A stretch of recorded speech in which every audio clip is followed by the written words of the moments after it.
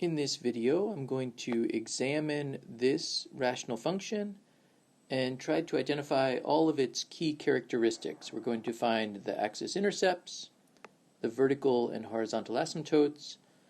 If there was a hole in the graph, we could also maybe try to find that too. And then ultimately make a quick sketch of the graph. Well, let's start with the asymptotes, since those are kind of interesting. Notice that the degree of the top and the bottom is the same, so there'll be a horizontal asymptote that is the ratio of the two lead coefficients. So in this case, we have -5 divided by 2. Right, the -5 here is the lead coefficient up top, and 2 in the bottom.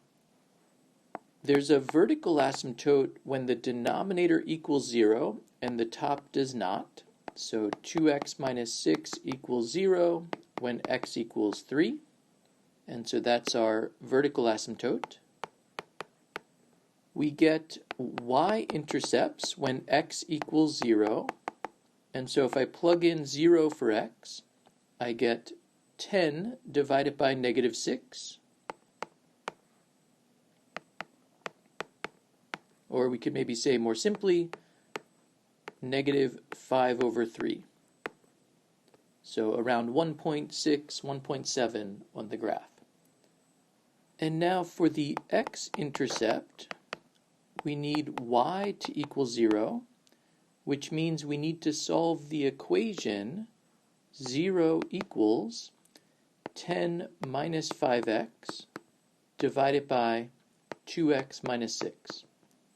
Now it turns out whenever we have 0 equal to a rational expression, that's only going to be true if the top of the rational expression equals 0.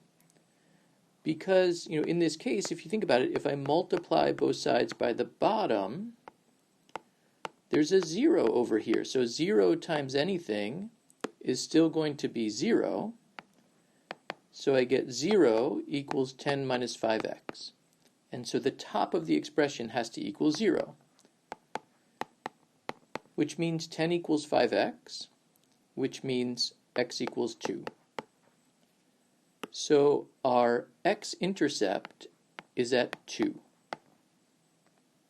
Now I should maybe take a moment to point out there are no holes in this graph because 3 is the only thing that makes the denominator equal to 0, and that value does not make the top equal to 0. We get a -5 when x equals 3. In the numerator. So now let's make a simple sketch of the graph. I can start by plotting as dashed lines the asymptotes. So we use dashed lines for asymptotes because they aren't actually part of the graph, but they are an important feature to put on display.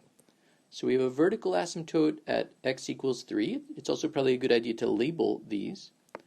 And we have a horizontal asymptote at y equals -2.5, or y equals -5/2. We know that the y-intercept occurs at -5/3. So the y-intercept is right around here. -5/3 is like -1 point something, -1.66666.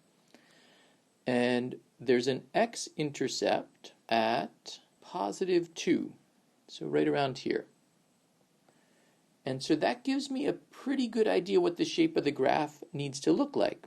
I know the graph is going to climb up through these 2 points on the left side of the vertical asymptote. And then we can think about the analysis of this expression if values are slightly larger than 3, for example 3.1, the top of the expression is going to be negative and the bottom of the expression is going to be positive. So overall, I know that the graph is going to drop down along the vertical asymptote, or perhaps I should say moving to the right, it climbs up along the vertical asymptote and then flattens out along the horizontal asymptote.